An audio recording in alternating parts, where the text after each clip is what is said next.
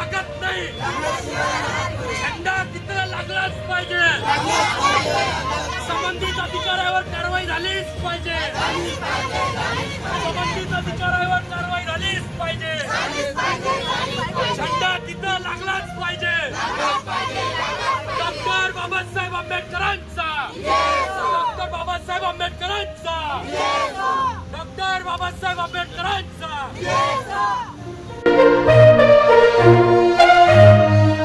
गेल्या 1 महिन्यापासून अकोला जिल्हाधिकारी कार्यालय येथे उपोषण चालू आहे। उपोषणकर्त्या महिलांची कोणताही अधिकारी भेट घेत नाही। दलित असल्यामुळे या महिलांना कोणताही अधिकारी भेटला नाही। 15 ऑगस्टला सुद्धा हे आंदोलन चालू होते। डोळे बंद करून झोपेचं सोंग घेतलेले हे अधिकारी जागा करण्यासाठी भीम सैनिकांनी जागृत असलं पाहिजे। निळा झेंडा आणि जय भीम नारा देऊन या शासनाच्या प्रशासनाच्या विरोधात संघर्ष केला पाहिजे आणि बुद्ध विहाराची जागा उद्ध्वस्त करण्याचे प्रयत्न चालू आहेत, त्याला वाचवण्याचा काम समाजाने केलं पाहिजे।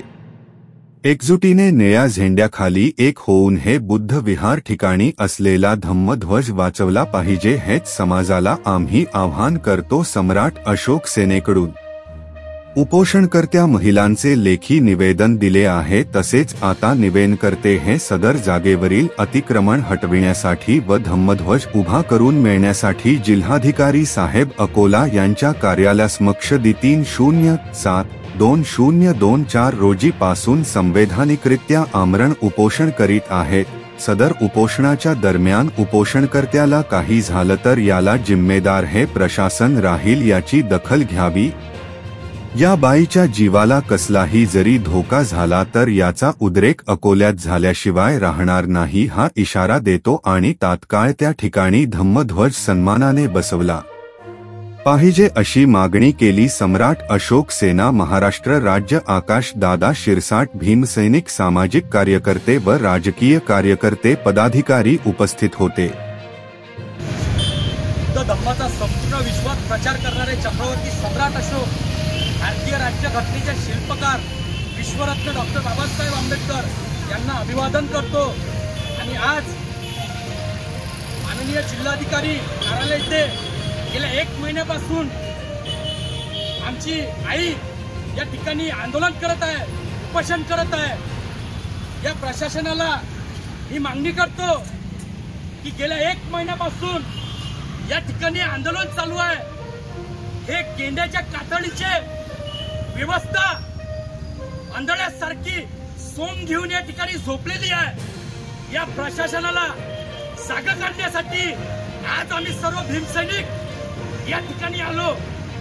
सदर महिलाची मागणी आहे की आम्ही गेल्या अनेक वर्षापासून बौद्ध विहार या ठिकाणी आमचा ध्वज होता, तो धम्मध्वज त्या ठिकाणी काही अधिकाऱ्यांनी त्या ठिकाणी काढून दिला।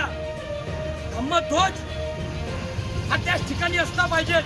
या ठिकाणी 1 महिन्यापासून आमच्या आईचं या ठिकाणी आंदोलन चालू आहे।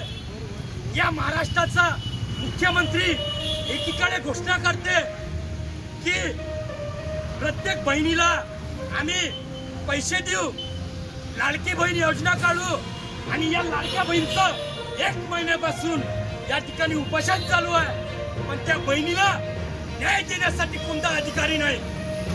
हे केंद्राच्या कातडीचे अधिकारी आणि संबंधित जिल्हाधिकारी हे सुद्धा या आंदोलनाला भेट देत नाही। प्रथम या घटनेचा निषेध करतो। अरे आता तरी या ठिकाणी सोंग करणं बंद करा। 1 महिन्यापासून हे उपोषण चालू आहे, या उपोषणाला भेट द्या। अरे मागणी फक्त धार्मिकतेची मागणी आहे की सदर जागेवर आमचा धम्मध्वज असला पाहिजे। डॉक्टर बाबासाहेब आंबेडकरांनी प्रत्येकाला धार्मिकतेचा स्वतंत्रतेचा अधिकार दिलेला आहे, पण तरी सुद्धा तो अधिकार हिसकून घेण्याचा काम या ठिकाणी चालू आहे। आणि संबंधित पोलीस प्रशासन या ठिकाणी यांच्यावर प्रेशर देऊन यांना उलटे नोटीस देत आहे की जे न्याय मागतात त्यांच्यावर न्याय करण्याचं काम या ठिकाणी चालू आहे।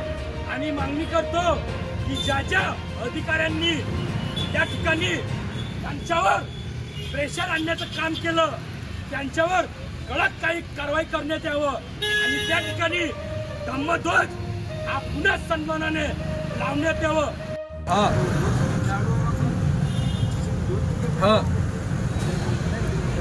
मग तुमचे 2 कर्मचारी देऊन त्या ठिकाणी तात्काळ झेंडा उभारायचा आजच्या आज निर्णय द्या, आम्हाला तुम्ही नोटीस द्या.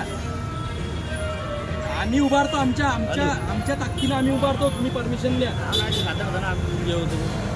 नाही अशी कशी काय? धार्मिकतेचा अधिकार भारतीय राज्यघटनेने दिलेला आहे. कलेक्टर ऑफिसवर या, आम्ही तुमच्या ऑफिसला येऊन मी आंदोलन करीन. मग त्या चालून मला म्हणा